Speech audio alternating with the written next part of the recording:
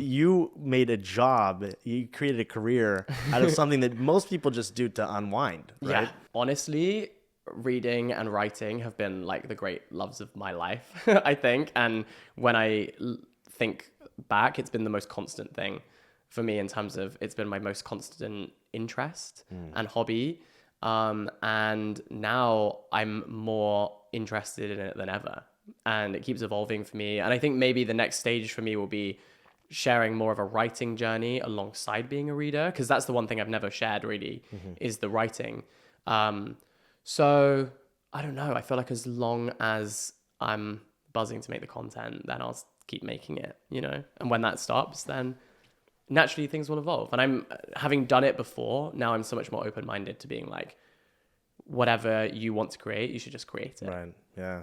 So you've never felt like the fact that there's increased pressure now, like you make money by doing this, that it's ever endangered the underlying joy of just reading?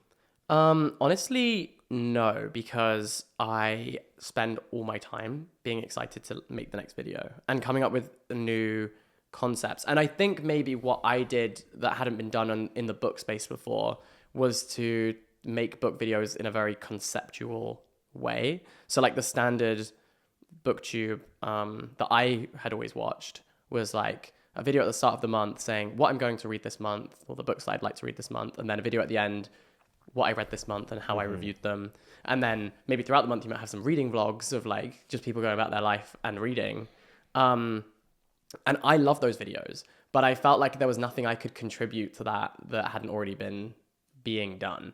So I just started making videos that were about like books in pop culture. So books that are featured in The White Lotus, or books that Harry Styles has recommended, that kind of thing.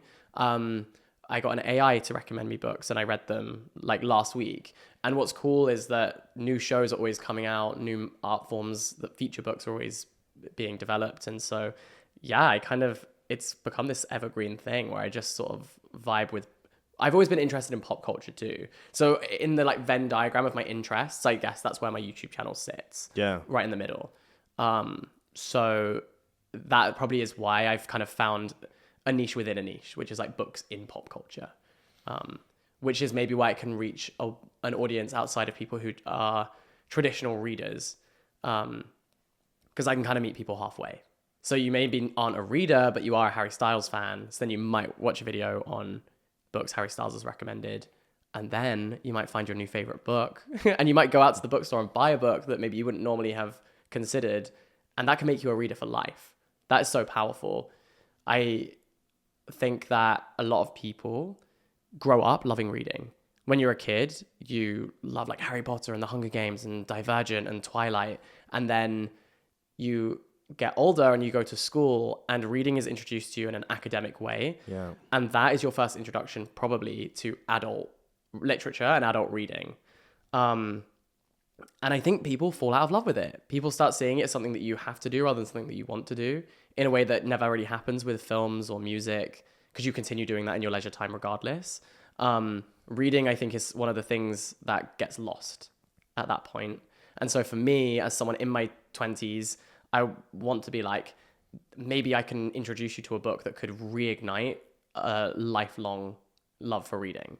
Because it might be in there. It might be innate. It might be something that you have naturally a preference for, but you've kind of had it stifled by the education system, you know, and having to read like Shakespeare and Of Mice and Men and things like that. Hey, what do you have against Shakespeare, man? I have nothing against Shakespeare. I think he's a great guy. No, but I totally, what's interesting about this is that I think what you're pinpointing, which I've also struggled with the education system, is that you'll take something that is so freaking awesome and then turn it into an assignment. And then it doesn't matter how awesome that thing is. You just suck the joy out of it.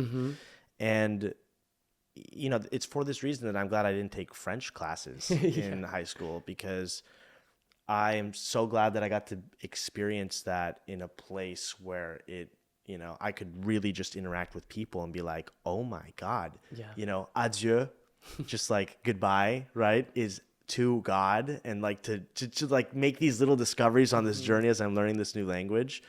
Totally different experience. So, but it's not, you don't get that curiosity so much in a classroom because you're studying for an exam, so you're studying to pass something. Yeah. And yeah, I think that if you go from being introduced to literature as a child, where it's this amazing world that you can escape, you create a movie in your head just from black and white words on a page. Yeah. You go from that to then studying at school, and it's like, why is this thing this color, and what does that symbolize? And that's great, but it doesn't make people excited a lot of the time. Right. And studying books for an exam means people fall out of love with it. So I'm kind of just trying to bridge that gap and meet people halfway and say like, hey, maybe you might want to pick that back up again, friend. Totally. No, and I think that's great. And I want to come back to that in a second, but I'm noticing something kind of curious here because your first wave or phase of being on YouTube was StudyTube, right? Yeah. So it's kind of funny that you have these gripes with the education system. Do you think that contributed to you falling out of love with that, or? I love education. I love learning. And like even since graduating, you know, I came to Paris to learn French, and I then went to New York and took a screenwriting course. And, you know, I feel like I have that natural curiosity that I'm trying to keep alive. But you did kind of DIY it. Like you signed yourself up for workshops and whatnot, and then you're going to a foreign country to do it. Yeah, because it's a little adventure. But so did you feel conflicted with, your